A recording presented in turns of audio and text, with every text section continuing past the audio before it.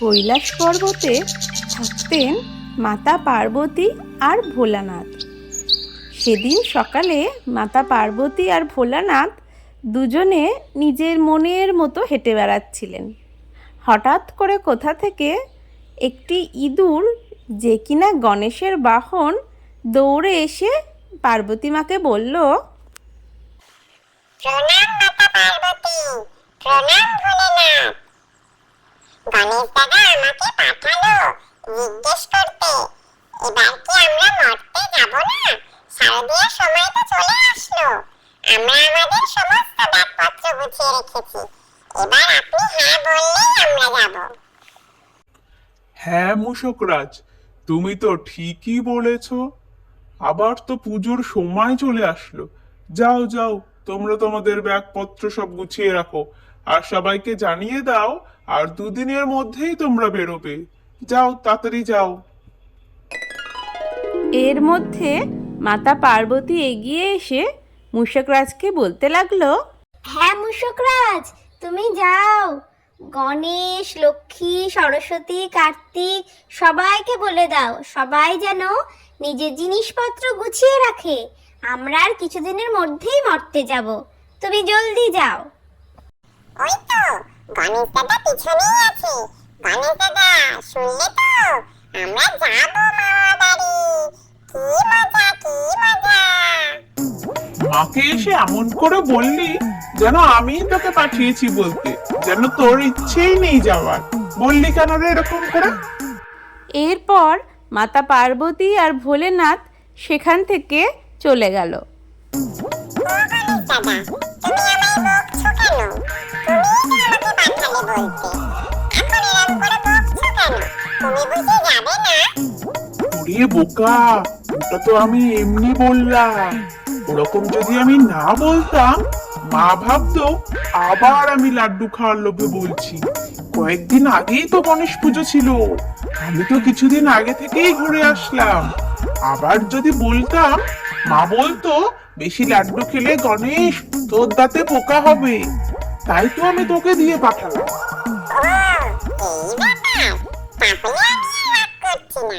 আমাকে একটু লাড্ডু তুমি দিও, তাহলে আমি আর কিচ্ছু বলবো না গণেশ দাদা। মা সবাইকে গুছিয়ে থাকতে বলেছে, আর কিছুদিনের মধ্যেই আমরা মরতে যাব। লক্ষ্মী দিদি, তুমি তোমার ব্যাগপত্র সব গুছিয়ে রাখো। কার্তিক দাদা, তুমিও গুছিয়ে রাখো। এমা, সরস্বতী দিদিকে তো দেখছি না, কোথায় গেল সরস্বতী দিদি? বই পড়ছে নাকি? হ্যাঁ, ও বই পড়বে না তো কি করবে? সারা দিন বইয়ে মুখ গুজে পড়ে থাকে, আর না হয় গান বাজনা করছে। যাই, ওকে গিয়ে বলে আসি একবার। হ্যাঁ ভাই, তুই বরং একবার যা সরস্বতীর কাছে, না হলে ও যা ভুলো মন, হয়তো বই পড়তে পড়তে ভুলেই গেল আমাদের যাবার কথা। ভোলানাথ, সামনেই তো দুর্গাপুজো আসছে, আমাকে আর বাচ্চাদেরকে এবার মর্তে যাওয়ার ব্যবস্থা করে দিন, না হলে আমরা যাব কিভাবে এখন? আপনি একটি কোনো গাড়ি বা যাই হোক কিছুর একটা ব্যবস্থা করে দিন, আর তো বেশি দেরিও নেই। হ্যাঁ হ্যাঁ, আমার মাথায় সে কথা আছে। আমি নারদ মুনিকে সব কিছু বলে রেখেছি, তোমার চিন্তার কোনো প্রয়োজন নেই। দাঁড়াও, আমি নারদ মুনিকে ডেকে পাঠাচ্ছি। নারায়ণ নারায়ণ। আপনাকে ডেকে পাঠানোর কোনো দরকার নেই, আমি নিজেই চলে এসেছি। নারায়ণ নারায়ণ। গাড়ির ব্যবস্থা আমি আগেই করে রেখেছি মা। দাঁড়ান, গাড়িকে আমি এক্ষুনি আসতে বলছি। হ্যাঁ, তা তুমি ভালোই করেছো আগে থেকে বলে রেখে, না হলে প্রত্যেকবার ভোলানাথ যেভাবে আমার বাপের বাড়ি যাওয়ার কথা ভুলে যায়, সে আমি আর কি বলবো। প্রত্যেকবারই খুব দেরি হয়ে যায় যেতে, এইবার একটু আগে আগেই যাব। প্রত্যেকবার ভুলে গেলেও শেষে তো ব্যবস্থা আমিই করে দিই নাকি? সে কথা তো আর বলছো না। নারায়ণ নারায়ণ। গাড়ি এক্ষুনি চলে আয় তো এখানে।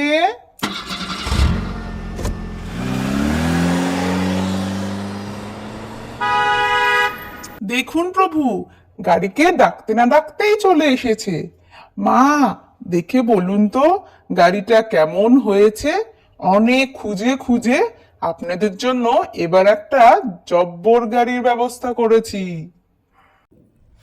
কিছুক্ষণ পর কার্তিক সেখানে এসে গাড়িটিকে দেখে বলল, বাহ মা, বাবা, এবার কি আমরা এই গাড়িটা করেই যাব?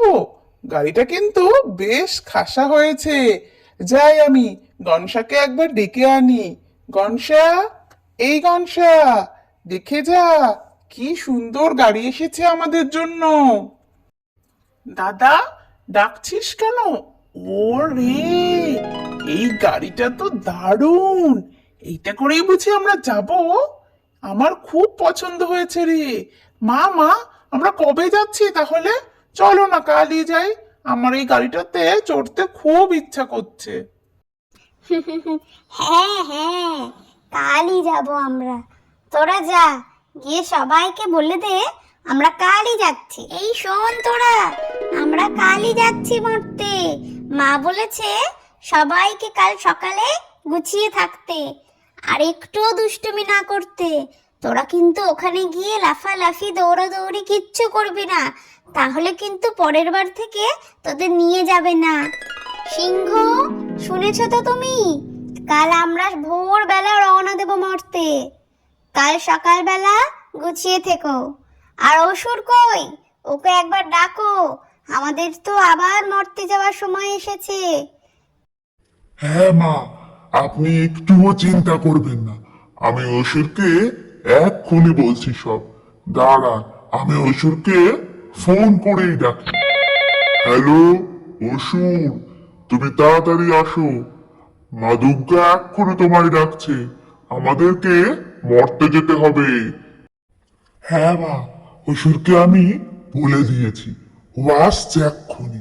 আপনি যান, আপনি গিয়ে একটু রেস্ট নিন। ঠিক আছে, যাচ্ছি আমি।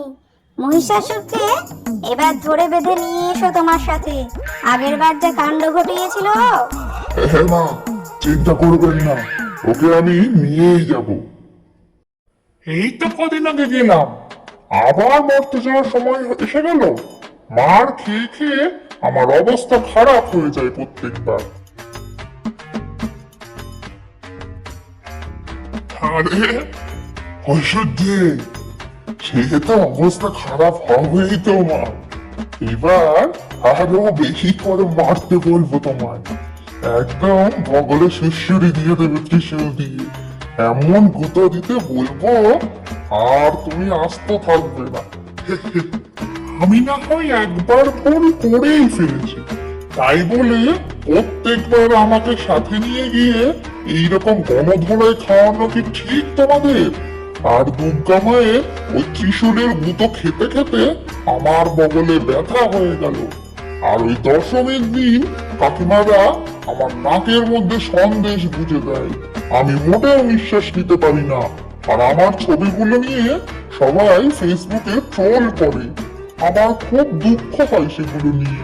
আমি যাব না এবার তোমাদের সাথে, আমি লুকিয়ে থাকবো। দেখি আমাকে কি করে নিয়ে যাও তোমরা, আমার আর ভালো লাগে না। ঠিক আছে ঠিক আছে, এবার না হয় মাকে বলবো তোমায় একটু কম মারতে। আর এবার পুজোয় নতুন জামাও দেবে মা বলেছে তোমাকে। চলো তো এবার, আর রাগ করে থেকো না। এই তো অসুর চলে এসেছে দেখছি। আমার বাচ্চা কাচ্চারা কই? ওরা এসে গেলেই আমরা এবার রওনা দেব। সিংহ, ওদেরকে ডাকো তো একবার। ডাকতে হবে না মা, আমরা চলে এসেছি। আর এই দেখো, সরস্বতীকেও নিয়ে এসেছি। ও পড়েই যাচ্ছিল জানো তো। এবার আমরা সবাই মিলে একসাথে মরতে যাব। কি মজা, কি মজা।